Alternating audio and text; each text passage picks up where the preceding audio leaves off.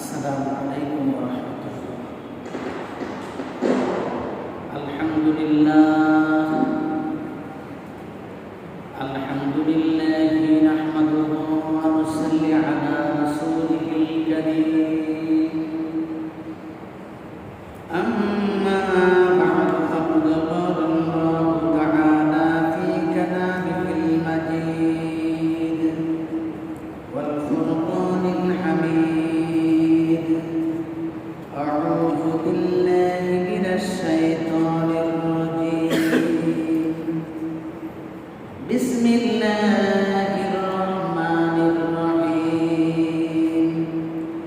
إن الحكم إلا لله أمر أن لا تعبدوا إلا إياه ذلك الدين القيم ولكن أكثر الناس لا يعلمون.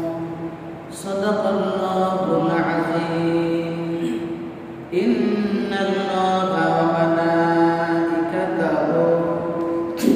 يصلون على النبي يا أيها الذين آمنوا صلوا عليه وسلموا تسليما.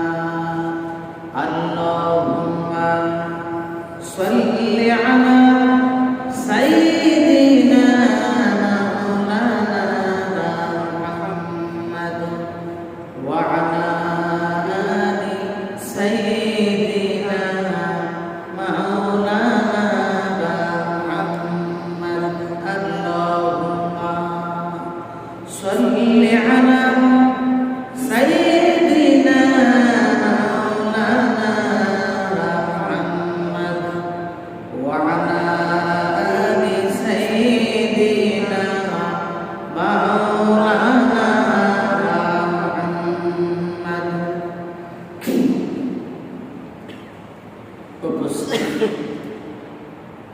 সম্মানিত ওলামায়ে কেরাম, মুরব্বিয়ানে নিজাম, প্রিয় ভাই ও বন্ধুগণ, পর্দার প্রকাশে আবদ্ধ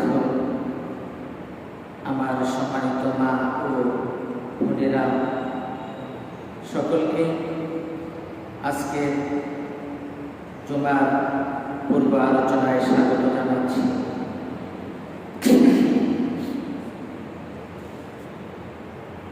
মহান রব্বুল আলামিনের দরবারে শুকরিয়া জ্ঞাপন করছি, যিনি আমাদেরকে আজকে জুমা নামাজ আদায় করার উদ্দেশ্যে সোনাইমুড়ি উপজেলা পরিষদ জামে মসজিদে উপস্থিত হওয়ার তৌফিক দান করেছেন। সকলেই শুকরিয়া আদায় করি আলহামদুলিল্লাহ। প্রিয় ভাইরা, আমরা কথা বলছিলাম যে মানুষ আল্লাহর খলিফা। মানুষ কি আল্লাহ খলিফা? বলেন, মানুষ কি? আমরা আগে জানতাম মানুষ আল্লাহর বান্দা, তাই না? মানুষ আল্লাহর বান্দা, এটা কি বুঝতে কারো কষ্ট হয়? কষ্ট। আল্লাহ মানুষ বানাইছেন তার ইবাদত করার জন্য, আমরা সেটাই জানি। তাহলে বান্দা তার আল্লাহর ইবাদত করবে, বান্দা তার আল্লাহর ইবাদত করবে। যিনি বান্দা তৈরি করেছেন, যিনি বান্দাকে সৃষ্টি করেছেন, অত্যন্ত মায়া করে, অত্যন্ত যত্ন করে, অত্যন্ত সুন্দর করে আল্লাহ তাআলা মানুষ সৃষ্টি করেছে। মানুষের কাজ হলো তার রবের হুকুম পালন করা। মানুষের কাজ কি? রবের হুকুম পালন করা। রবকে আল্লাহ, রবকে আল্লাহ। রব মানে হলো পালন কর্তা, যিনি লালন পালন করেন। যিনি লালন পালন করেন তাকে বলা হয় রব। যিনি সৃষ্টি করেন তাকে বলা হয় খালিক। যিনি সৃষ্টি করেন তাকে বলা হয় যিনি দয়াবান তাকে বলা হয় রহমান, যিনি পরম দয়ালু তাকে বলা হয় রহিম। সুতরাং আমরা যার ইবাদত করব, আমরা যার ইবাদত করি এবং যার ইবাদত করব তিনি কে? আল্লাহ। কে? তাহলে মানুষকে আল্লাহ তাআলা বানালেন কেন? তার ইবাদত করার জন্য। কি করার জন্য? হুজুর সারাদিন মসজিদে বসে বসে যদি ইবাদত করি তাহলে আমার সংসার পালবে কে? এই ধরনের কথা বলার মতো মানুষ এ সমাজে নাই। কথা বলি, কথা বুঝুন তো ভাই, আমি মহাখালীর ভাষা পারি না, এটা ঠিক আছে, কিন্তু আমার কথা বুঝুন তো, তাহলে আমার কথার একটু জবাব দিয়ে। শিক্ষক মানুষ পাঠদান করতে গেলে খালি জিজ্ঞেস করি তোমরা বুঝছো? ক্লাসে শিক্ষকরা বলেন আপনারা আমার ছাত্র না, আপনারা আমার ভাই, তো আমি আপনাদের সাথে কথা বলছি, আপনারা আমার কথার জবাব দেবেন না? দেবেন তো? তাহলে আসেন, মানুষকে আল্লাহ তাআলা বানাইছেন তার ইবাদত করার জন্য। এই জন্য মানুষকে যিনি ইবাদত করে তাকে বলা হয় আবেদ। কাকে বলা হয়? যে ইবাদত করে তাকে বলা হয় আবেদ। প্রশ্ন ছিল যে হুজুর মানুষকে আল্লাহ তাআলা ইবাদত করার জন্য বানালেন, তাহলে সারাদিনকে ব্যবসা বাণিজ্য চাকরি বাকরি বাদ দিয়ে কি মসজিদে পড়ে থাকবো? কি এ ধরনের প্রশ্ন করার মতো লোক নোয়াখালীতে নেই? আছে? আচ্ছা যাও, আছে। তাহলে আসেন, আল্লাহ তাআলা কি মানুষকে বলছে কখনো যে তোমরা সারাদিন মসজিদে আমার ইবাদতে নিয়োজিত থাকো? বলছে? বলছে ফাইদা কুজিয়াতিস সালাত, ফাইদা কুজিয়াতিস সালাত ফান্তাশিরু ফিল আরদ, ফান্তাশিরু, যখন তোমাদের নামাজ শেষ হয়ে যাবে তখন তোমরা জমিনে ছড়িয়ে পড়ো, জমিনে ছড়িয়ে পড়ো।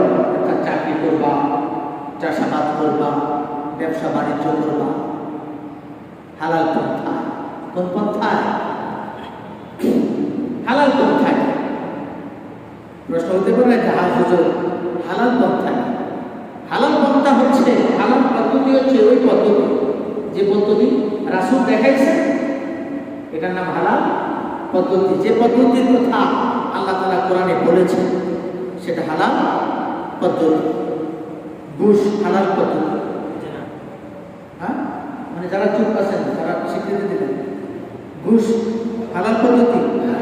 সুদে চুরি করা, ডাকাতি করা, দলের আর গায়ের বল আর দলের বল দেখাইয়া জোর করে আরেকজনের সম্পদ নিয়ে নেওয়া, এটা হারাম না? হালাল? গায়ে শক্তি আছে, সামর্থ্য আছে, শক্তি আর সামর্থ্য না থাকুক এরপর পদ্ধতি আছে না? এই জন্য তাহলে বোঝা যায় ইবাদত কোনটা? যেটা আল্লাহ এবং তার রাসূলের প্রদর্শিত পদ্ধতি অনুযায়ী মানুষ যেটা যে কাজ করবে সেটার নাম কি? ইবাদত। সেটার নাম কি? ইবাদত। সেটা ব্যবসা বাণিজ্য হোক, দিন মজুরি হোক, খেত মজুরি হোক, আরেকজনের বদলা দেওয়া হোক, ভ্যান ড্রাইভারি হোক, ট্রাক ড্রাইভারি হোক, বিমান পরিচালনা হোক, বাসের কন্ট্রাক্টর হোক, হেল্পার হোক, মসজিদের ইমামতি হোক, মুয়াজ্জিন হোক, যে কোনো পেশা হতে পারে, যে কোনো বৈধ পন্থার যে কোনো পেশা হতে পারে, সেটাও কি ইবাদত? সেটাও কি ইবাদত? হালাল পন্থায় উপার্জন করা, এটার নামও কি ইবাদত। হালাল পন্থায় উপার্জন করা। যদি আপনি নিজের জীবিকা নির্বাহের জন্য, পরিবারের জীবিকা নির্বাহের জন্য সৎ পন্থায় রুজি কামাই করার উদ্দেশ্যে যে সময় দিয়েছেন, এটার নামও কি ইবাদত। এটার নামও ইবাদত। তাহলে আযান হয়ে যাবে, দোকান খোলা থাকবে, ব্যবসা বাণিজ্য চলবে, যেহেতু ইবাদত। মানে এক ইবাদত বাদ দিয়ে আরেক ইবাদত করা যাবে? হ্যাঁ, তো হুজুর তো বলছে হালাল পন্থা ইবাদত। সুতরাং আযান হচ্ছে তো কি হয়েছে? আমি তো হালাল পন্থায় ব্যবসা করতেছি, এটা কি ইবাদত না? আরে ভাই, ইবাদত তো আছে। বলতে ফাইজা কুজিয়াতিস সালাত, যখন নামাজ শেষ হয়ে যাবে ফান্তাশিরু ফিল আরদ, নামাজ শেষ করেই তুমি রুজি কামাইতে যাও, দোকানদারিতে যাও, ব্যবসা বাণিজ্যে যাও, ক্ষেত মজুরি, দিন মজুরি, যেটা ইচ্ছা সেখানে নামো হালাল উপার্জনের জন্য। আছে না নাই? আমাদের দেশে যেরকম পাওয়া গেছে, রাস্তার মোড়ে দাঁড়িয়ে থাকে কি যেন একটা টিকিট নিয়ে, বাস নিয়ে যাওয়ার সময় সিএনজি ড্রাইভার, বাস ড্রাইভার তাকে থামায় এখন তারা টাকা দেয়, কি জানি সে একটা রিসিপ্ট দেয়। আছে না নাই? এটার নাম কি জিবি না কি জানি কয়, আমরা জানি মোবাইলের ইন্টারনেটের জিবি। এটা কোন গিগাবাইট আমার জানা না, কিন্তু 5ই আগস্টের পরে ওরাও এখন আর নাই। বিগত 15-16 বছর আগেও ছিল না, আর এখনো নাই। কথা বুঝতে পেরেছেন? ভ্যানে করে সবজি বিক্রি করে রাস্তার মোড়ে দাঁড়িয়ে হুজুর প্রতিদিন আমাকে 500 টাকা দেওয়া হয়, এখন 5 তারিখের পরে আর দেওয়া হয়। তাহলে বোঝা যায় এরা ছিল জালেম, এরা ছিল সমাজের ডাকা, এরা গরিবের পরিশ্রমের টাকা তারা লুটপাট করে খেত ক্ষমতা বল থেকে। এতে বুঝের অভাব ছিল। কিসের অভাব ছিল? বুঝের অভাব ছিল। এরপরে বলছি যে মানুষ আল্লাহর খলিফা। মানুষ কি? আল্লাহর খলিফা। খলিফা কাকে বলে? এই কথাটা বলার আগে আরেকটা কথা বলা দরকার, যে খলিফা কাকে বলে। খলিফা হচ্ছে যে এমন ব্যক্তি যিনি যাবতীয় বিষয়ে ইসলামী শরীয়তের আইন কানুন অনুযায়ী সমস্ত মানুষকে, রাষ্ট্রের সমস্ত মানুষকে পরিচালিত করে, তাকে বলা হয় খলিফা। কথাটা আবার বলেন, যিনি, বলেন আমার সাথে, যিনি রাষ্ট্রের সমস্ত মানুষকে ইসলামী শরীয়তের আইন কানুন অনুযায়ী পরিচালিত করেন, ইসলামের পরিভাষায় তাকে বলা হয় খলিফা। সেই হিসাবে নবী মুহাম্মদুর রাসূলুল্লাহ তিনি ছিলেন সর্বশ্রেষ্ঠ রাসূল, আবার ছিলেন তিনি মহান রাষ্ট্রনায়ক, তিনিও ছিলেন একজন খলিফা। নবী মুহাম্মদুর রাসূলুল্লাহ সাল্লাল্লাহু আলাইহি ওয়াসাল্লাম ছিলেন কার খলিফা? আল্লাহর খলিফা। তিনি আল কোরআনের নির্দেশ মতে, আল্লাহর ফরমায়েশ মতে গোটা পৃথিবীর সমস্ত মানুষকে যারা ঈমান গ্রহণ করেছে তাদেরকে তিনি পরিচালিত করেছেন। সুতরাং বলা যায় এক মহান রাষ্ট্রনায়কের নাম নবী মুহাম্মদুর রাসূলুল্লাহ সাল্লাল্লাহু আলাইহি ওয়াসাল্লাম। ঠিক আছে কথা? নবী মুহাম্মদুর রাসূলুল্লাহ সাল্লাল্লাহু আলাইহি ওয়াসাল্লাম ছিলেন 9.5 লক্ষ বর্গ কিলোমিটারের প্রেসিডেন্ট। তার ক্ষমতার করায়ত্তে ছিল যারা ঈমান গ্রহণ করেছে, ইসলাম গ্রহণ করেছে আল্লাহর আদেশে, তিনি 9.5 লক্ষ বর্গ কিলোমিটার পরিচালনা করেছেন। আজকে আমরা 56,000 বর্গ মাইল নিয়ে যথেষ্ট টানাটানি করছি, তাই না? প্রিয় ভাইরা, আসুন, সুতরাং ইসলামী রাষ্ট্রে খলিফা হচ্ছে সর্বোচ্চ রাষ্ট্রীয় পদবি। ইসলামী রাষ্ট্রে কি খলিফা হচ্ছে কি সর্বোচ্চ রাষ্ট্রীয় মর্যাদা, সর্বোচ্চ আসনের নাম হলো খলিফা। যেরকম বাংলাদেশের সর্বোচ্চ মর্যাদাপূর্ণ আসনের নাম প্রেসিডেন্ট। সর্বোচ্চ আসনের নাম কি? প্রেসিডেন্ট। সুতরাং ইসলামী রাষ্ট্রের খলিফা হচ্ছে সর্বোচ্চ ক্ষমতার অধিকারী, যিনি শরীয়ত মোতাবেক, ইসলামের আইন মোতাবেক, আল্লাহর বিধান মোতাবেক, আল্লাহর হুকুম মোতাবেক তিনি সমাজ এবং রাষ্ট্রকে পরিচালনা করেন। তাকে বলা হয় কি? খলিফা। কাজের সুবিধার্থে আল্লাহর আইন কানুনগুলোকে সমাজের সর্বস্তরে কার্যকর করার জন্য খলিফা কর্তৃক বিভিন্ন অঞ্চলে গভর্নর, শাসক, নেতা, কাজী ইত্যাদি খলিফা কি করেন? নিযুক্ত করেন। যেমন আমাদের বাংলাদেশে রাষ্ট্রপতি করে প্রধানমন্ত্রী, এরপরে বিভিন্ন মন্ত্রণালয়ের দায়িত্বপ্রাপ্ত বিভিন্ন মন্ত্রী থাকে, আছে না নেই? বিভাগীয় কমিশনার থাকে, জেলায় ডিসি থাকে, আছে না নাই? এভাবে খলিফা কি করেন? তার শাসনাধীন এই সমাজ এবং রাষ্ট্রকে পরিচালনা করার জন্য গভর্নর, শাসক, কাজী। কাজী মানে কি? বিয়ে পড়া যাবে বেটা?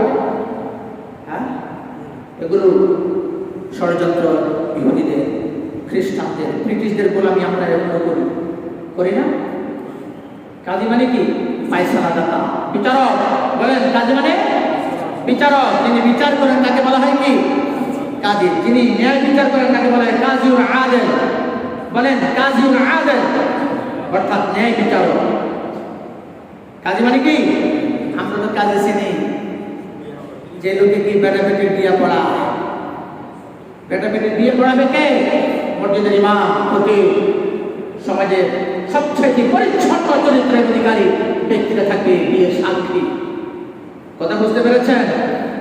মুফতি সাহেব হিসাবে আমার কাছে অনেক ফোন আসে, হুজুর কি 2 বছর আগে বহুটি বিয়ে করেছি, এখন তো ফ্যামিলি মেনে নেয় না, কি করি? আচ্ছা বলেন তো, যে বিয়েতে 2 জন সাক্ষী লাগে, একজন অভিভাবক লাগে, মেয়ের পক্ষের অভিভাবক লাগে, ছেলের পক্ষে অভিভাবক লাগে, সাক্ষী লাগে, এবং যিনি বিয়ে পড়ান আরেকজন কি আলেম লাগে, এই জিনিসটা কি আর গোপনের কোনো বিষয় থাকে? কথা বলেন। 2 পক্ষের অভিভাবক মনে করেন 2 জন, সাক্ষী কয়জন? শরীয়ত মোতাবেক সাক্ষী 2 জন, কিন্তু বাংলাদেশের আইন অনুযায়ী ছেলের পক্ষে 2, মেয়ের পক্ষে 2, কত? 4 জন। বাংলাদেশের আইন 4 জন। তাহলে ছেলে আর মেয়ে কয়জন? কয়জন হলো? আর ভাই এই হিসাব তো করেন না, 2 অঙ্ক পারেন না। হ্যাঁ, আবার হিসাব করেন, ছেলে মেয়ে কয়জন? মানে বর আর কনে কয়জন? 2 জন। বাংলাদেশের আইন অনুযায়ী সাক্ষী কয়জন? আর শরীয়তের আইন অনুযায়ী কয়জন? 2 জন। আচ্ছা ধরেন বাংলাদেশের যেহেতু জনগণ আমরা রাষ্ট্রীয় আইন শুরু থেকে মানবো, সমস্যা তো নেই, কি বলেন? শরীয়ত বলছে 2 জন, শাস্ত্র বলছে 4 জন, সমস্যা নেই। আমাদের 2 এর ভিতরে 4 তো আছে, 4 এর ভিতরে 2 তো আছে, তাহলে কয়জন হলো? 4 আর 2 কয়জন হলো? 6 জন। 2 পক্ষের অভিভাবক 2 জন, কয়জন? 8 জন। যিনি পড়াবেন আরেকজন, কয়জন হলো? 9 জন। হ্যাঁ, 9 জন মানুষ জানে আবার কয়টা গোপনে কি করছে। তার মানে কি? তারা লুচ্চামি করেছে। বুঝতে পেরেছেন? কিছু টাউন পাটপারকে সাক্ষী বানিয়ে, টাউন পাটপার কিছু বন্ধু বান্ধবকে সাক্ষী রেখে পাশ হারাই ফেলেছে। যেই কাজের মধ্যে 9 জন মানুষ থাকে সেটা আবার গোপনে হয় কিভাবে? কথা বুঝতে পেরেছেন? সুতরাং যারা এগুলো করে তারা সমাজের সামাজিক মানুষ না, আনকালচার, আনসোশাল, অসামাজিক মানুষ। যারা অভিভাবক ব্যক্তি রেখে ইসলামে অভিভাবকের গুরুত্ব দিয়েছে। কথা বুঝতে পেরেছেন? সুতরাং এই জিনিসগুলোকে কি করতে হবে? যথাযথভাবে অ্যাপ্লাই করতে হবে। তাইলে আসুন এবার আমরা একটু বোঝাপড়ায় যাই। তাইলে আমরা খলিফা শিখলাম। খলিফা মানে কি? ইসলামী রাষ্ট্রের প্রেসিডেন্টকে বলা হয় খলিফা, আমিরুল মুমিনিন। আমিরুল, সমগ্র ইমানদারদের যিনি নেতা তাকে বলা হয় আমিরুল মুমিনিন, তাকে বলা হয় খলিফা। ব্যক্তিগতভাবে সকল মানুষ আল্লাহর খলিফা। ব্যক্তিগতভাবে সকল মানুষ আল্লাহর খলিফা। কেননা প্রত্যেক মানুষের উপর আল্লাহর হুকুম আছে না নাই? আছে না নেই? যে ব্যক্তি যেখানে দায়িত্বশীল সে ব্যক্তি ওখানকার খলিফা। আপনি যদি বলেন আমি ইউএনও, তাহলে গোটা উপজেলার খলিফা আপনি। এই উপজেলায় কোথায় আল্লাহর দুটি কাজ হয়, কোথায় খোদার বিরুদ্ধে কাজ হয়, কোথায় আল্লাহর হুকুমের বিরুদ্ধে কাজ হয়, সমস্ত কাজের জন্য একজন উপজেলা নির্বাহী কর্মকর্তাকে হাসরের ময়দানে কাঠ গড়ায় দাঁড়াতে হবে, তাকে জবাবদিহি করতে হবে। আপনি যদি বলেন যে আমি ইউনিয়ন পরিষদের দায়িত্বশীল, তাহলে এই কাজের খলিফা আপনি। কথা বুঝতে পেরেছেন? আপনি যদি বলেন যে না আমার তো কোনো দায়িত্ব নাই, তাহলে আমি জিজ্ঞেস করবো আপনার কি ফ্যামিলি আছে? যদি বলেন আছে, তাহলে আপনার ফ্যামিলিতে যদি মেম্বার থাকে আপনি তাদের খলিফা। আপনি তাদের, আপনার ওয়াইফ আপনার সংসারের খলিফা, আপনি আপনার সংসারের খলিফা। প্রত্যেক ব্যক্তি তার কাজের জন্য দায়িত্বশীল, তার কাজ সম্পর্কে জিজ্ঞেস করা হবে, তার কাজ সম্পর্কে জিজ্ঞেস করা হবে। সুতরাং আসুন তাহলে আমরা খলিফা চিনলাম। খলিফা যে পদ্ধতিতে, যে নিয়ম মেনে, যে বিধান মোতাবেক, যে সংবিধানের আলোকে, যে সিস্টেমে সমাজ এবং রাষ্ট্রকে পরিচালনা করবেন, ওই ব্যবস্থার নাম হলো খেলাফত ব্যবস্থা। ওই ব্যবস্থার নাম কি? খেলাফত। ওই ব্যবস্থার নাম কি? খেলাফত। ওই ব্যবস্থার নাম গণতন্ত্র নয়, ওই ব্যবস্থার নাম সমাজতন্ত্র নয়, ওই ব্যবস্থার নাম জাতীয়তাবাদ নয়, ওই ব্যবস্থার নাম ধর্ম নিরপেক্ষতাবাদ নয়, সব বাদ। এটার নাম হবে খেলাফত। কি? খেলাফত। সুতরাং শাসন, ইসলামী শাসন ব্যবস্থার নাম হলো খেলাফত। কথা ক্লিয়ার? খেলাফত কি? ইসলামী শাসন ব্যবস্থার নাম কি? খেলাফত, নট গণতন্ত্র। ইসলামী শাসন ব্যবস্থার নাম খেলাফত, নট সমাজতন্ত্র। ইসলামী শাসন ব্যবস্থার নাম খেলাফত, নট জাতীয়তাবাদ। ইসলামী শাসন ব্যবস্থার নাম খেলাফত, অন্য কিছু নয়। কথা বুঝতে পেরেছেন? প্রিয় ভাইরা, এই খেলাফত ব্যবস্থা কি এবং কেন আমাদের বোঝার দরকার আছে না নাই? আমরা গণতন্ত্র দেখেছি, দেখেন না? সমাজতন্ত্র দেখেছি, দেখি নাই? দেখেছি। ১৫০০ বছর আগে খেলাফত ব্যবস্থা পৃথিবীতে প্রতিষ্ঠিত ছিল। খেলাফত ব্যবস্থা প্রতিষ্ঠিত থাকার ফলে অমাবস্যার রজনীর অন্ধকারে পৃথিবীর এক প্রান্ত থেকে যে এলাকায় খেলাফত ব্যবস্থা প্রতিষ্ঠিত ছিল, ওই এলাকায় অন্ধকার রজনীতে একজন সুন্দরী তরুণী রাতের অন্ধকারে এক প্রান্ত থেকে অন্য প্রান্তে পাড়ি জমাত, তার দিকে কোনো যুবক ভ্রুক্ষেপ করে তাকানোর সাহস পেত না, কেননা সে জানত তার চোখ উপড়ে ফেলা হবে। কথা বুঝতে পেরেছেন? খেলাফত রাষ্ট্র ব্যবস্থায় জনসাধারণ নীরবে ঘুমায়, তারা তাদের ধন সম্পদের চুরির আশঙ্কা করতো না, ডাকাতির আশঙ্কা করতো না। তার কারণ খেলাফত রাষ্ট্র ব্যবস্থায় খলিফারা রাতের অন্ধকারে ঘুরে ঘুরে দেখতো কোথায় কি হচ্ছে। প্রশাসনের লোকেরা, গভর্নরেরা, শাসকেরা, নেতারা ঘুরে ঘুরে দেখতো ঠিক মতো সবাই তার রাজত্বের অধীনের জায়গায় নিরাপদে আছে। আপনারা জানেন, একবার খলিফা ওমর ফারুক রাদিয়াল্লাহু তাআলা যাকে ওমর ইবনুল খাত্তাব বলা হয়, তিনি রাতের অন্ধকারে ঘুরে ঘুরে বেড়াতেন। একবার তিনি লক্ষ্য করলেন অনেক করে ছোট্ট একটা কুটিরতে নির্দিন করে আগুন চলছে, বাতি দেখা যায়। তিনি সেখানে গেলেন। যাওয়ার পরে তিনি লক্ষ্য করলেন ঘরের ভেতরে ছোট ছোট বাচ্চাদের কান্নার আওয়াজ শোনা যায়। তখন মহিলা চিৎকার করে বলল,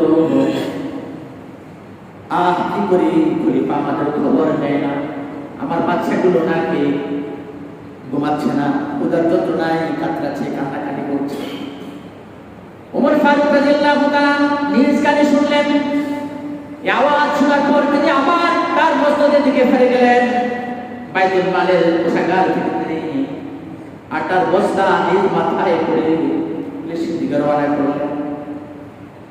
এই বিধবা মহিলার বাসায় পৌঁছে দিলেন। আটার বস্তা সেখানে তিনি নিয়ে গেলেন। বললেন, জিজ্ঞেস করলো, কে বে, কে আপনি? আমি যেই হই, কোনো সমস্যা নাই, এই নাও তোমার আটা, কি তোমার অবস্থা কি, বলো কেমন চলবে? আল্লাহ রাসূলের সঙ্গে আমার স্বামী ইন্তেকাল করেছেন, শাহাদাত বরণ করেছেন। খলিফা এরপর থেকে আমাদের আর কোনো খোঁজ খবর নেয়নি। খলিফা ওমর ফারুক রাদিয়াল্লাহু তাআলা তাকে বলেন, ও আমার বোন, আগামীকাল তুমি খলিফার দরবারে যাবা, আমি তোমার পক্ষে সাক্ষ্য দেব। খলিফা, কেন এতদিন পর্যন্ত তোমার খবর নেই? তোমার স্বামী নেই, বিধবা মানুষ, তোমার বাচ্চা কাচ্চা নেই, তুমি কিভাবে সংসার পরিচালনা করছো? সুতরাং তার কঠিন বিচার হবে। পরদিন এই ভদ্র মহিলা সেখানে গেলেন। যথারীতি বিচারকেরা হযরত খলিফাতুল মুসলিমিন হযরত ওমর ফারুক রাদিয়াল্লাহু তাআলা মহিলা সেখানে হাজির হলো। জিজ্ঞেস করা হলো কি ব্যাপার বলুন। তখন মহিলা ভয় পেয়ে গেছে, গত রাতে যে লোক আমার বাসায় আসার প্রস্তাব পৌঁছে দিল, আমি কিভাবে এই লোকের বিরুদ্ধে মামলা দায়ের করে অভিযোগ পেশ করি। তার তো ভিড় কণ্ঠে ওমর ফারুক রাদিয়াল্লাহু তাআলা ঘোষণা দিলেন, হে আমার মুসলিম বোন, আপনার কোনো ভয় নাই। খলিফার বিরুদ্ধে কাল হাসরের ময়দানে রব্বুল আলামিনের সুপ্রিম কোর্টে আপনি মামলা দায়ের করবেন, সেদিন খলিফা কোনো জবাব দিতে পারবে না। এই খলিফার জন্য সেদিন জাহান্নাম অবধারিত হয়ে যাবে। সুতরাং খলিফার বিচার দুনিয়ার আদালতে হয়ে যায়, অন্তত আখিরাতের আদালতে যেন সে মুক্তি পায়। এই ছিল ইসলামের শাসন, এই ছিল আল কাযী ওয়া আদেল বিচার। সুতরাং খেলাফত ব্যবস্থা কি, মানব জীবনে খেলাফত ব্যবস্থার প্রয়োজন আছে কি নাই, আগামী দিনে বিস্তারিত কথা বলবো। আগামী সাথে সাথে চলে আসবে ইনশাআল্লাহ। আল্লাহ তাআলা আমাকে